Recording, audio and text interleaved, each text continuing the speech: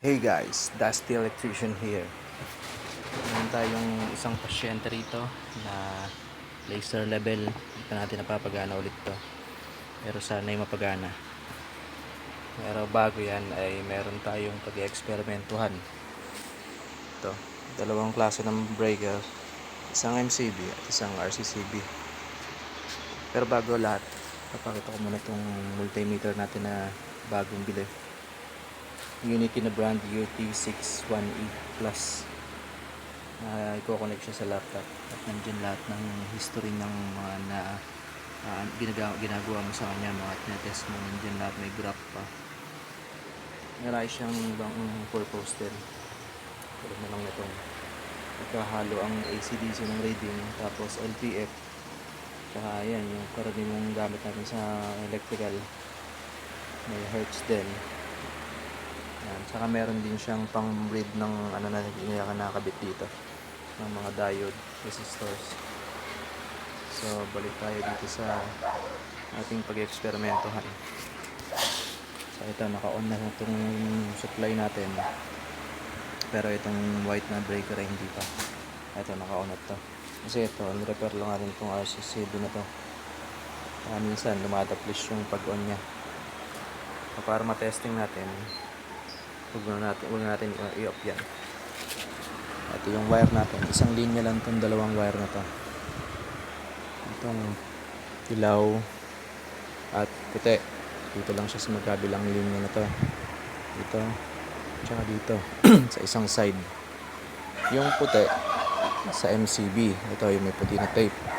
Yung dilaw dito yan sa RCCB. So i-test muna natin itong MCB muna, or teka, kailangan maisabit muna natin itong wire na isa kasi magti-trip to pagka nagkaroon ng leak, or basta wag lang siya madikit sa sahig. Yan. So ano nga ba yung MCB at RCCB? Ang MCB ay pang protect yan sa overload at short circuit. Yung RCCB, earth leakage. Para siyang yung mga ang tawag doon na outlet, may earth leakage protection din. So paano nga ba ang earth leakage protection? Yan ang wala itong puti. So yan, papakita natin. I-on natin itong breaker na to. Hawak natin yung isang linya. Meron tayong basa na sahig doon. Yan ang sample natin. Yan, naka-on na yan. So ano nga ba yung may nagkakaroon ng earth leakage? For example, ang gamit mo sa breaker ng heater mo sa banyo is karaniwang MCB lang na ganyan. Tapos yung device mo is nagkaroon ng grounded sa loob, may dumadaang tubig doon. So ganito mangyayari. Kunyari, isang linya lang. Kasi kung dalawang linya, matik, mag-short circuit yung device mo, susunog, mag-shut ang power nito. Pero kung hindi naman nag-short circuit at isang linya lang ang may leak, ito yung isang breaker, isang linya ng breaker, ganito mangyayari sa kanya pag na-idikit sa tubig. Yan. Hindi namamatay yung breaker. Ayan o. Wala nangyayari. Pagka nahawakan mo yan, mag-ground ka dyan sa may tubig na yan. Ayan, wala nangyayari. Hindi namamatay yung breaker. Ayan siya, naka-on pa rin siya. Pati ito, naka-on lang din. Pero yan, nakatingala yung wire nyan. So ayan, kahit paano gawin natin, kahit sa concrete, wala. Pag sa bakal mo dinikit yan, may chance pa na pumutok yan. So yan, wala itong hindi siya mamamatay ng nakadabas ito, nang lang to sa water at sa sahig. So yun ang earth leakage, yung kapag yung isang linya mo ay nagko-contact sa anong bagay na sa earth, kunyari yung pader or yung loob ng heater mo ay hindi naka ground, yun din ang isa nun. Kasi yung may mga ibang heater may ground wire, yung sa plug may ground siya.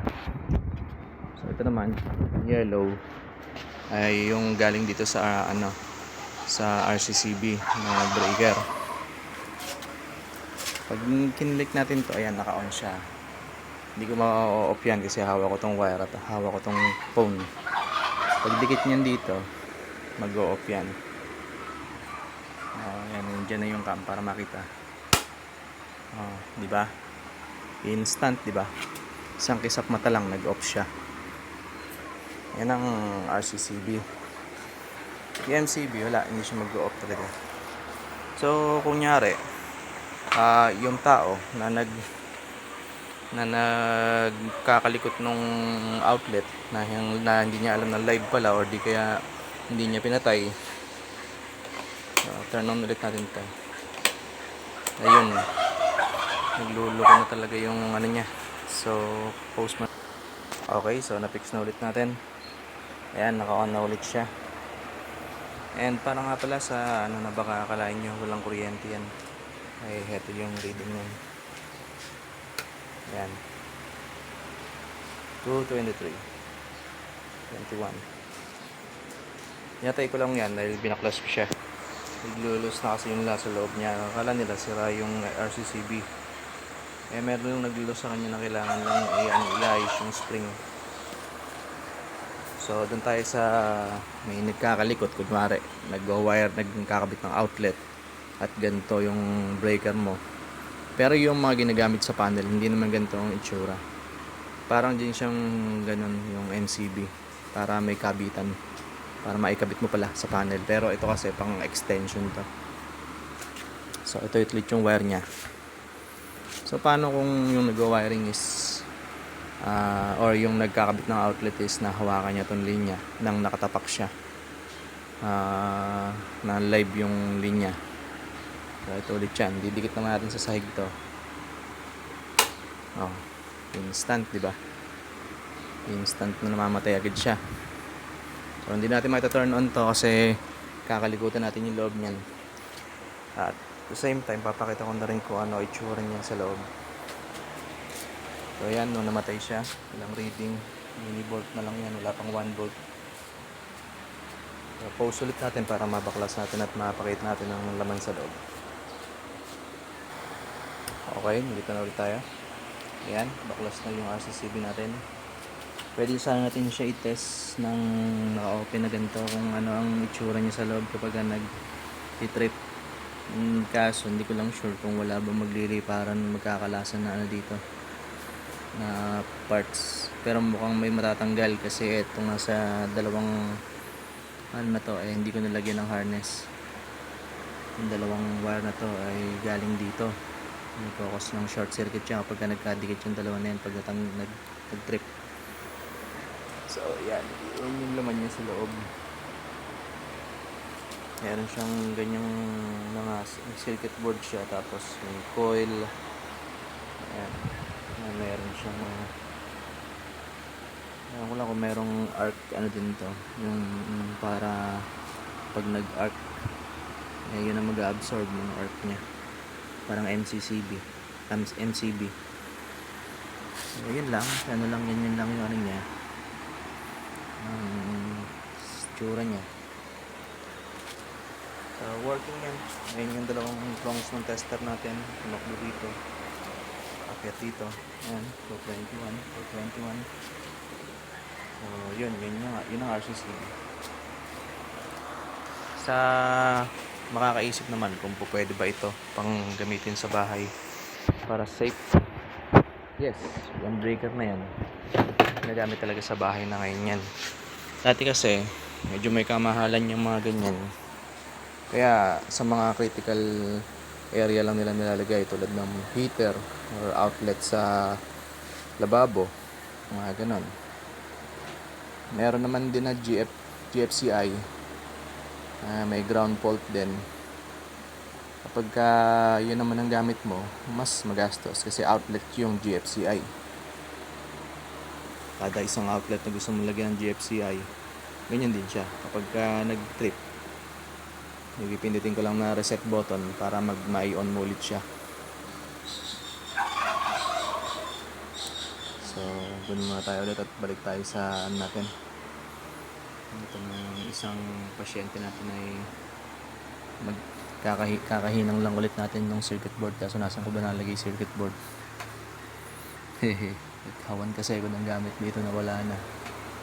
So, yun na muna tayo at i-upload natin tong video na to para natin sa Facebook at sa YouTube. Yeah.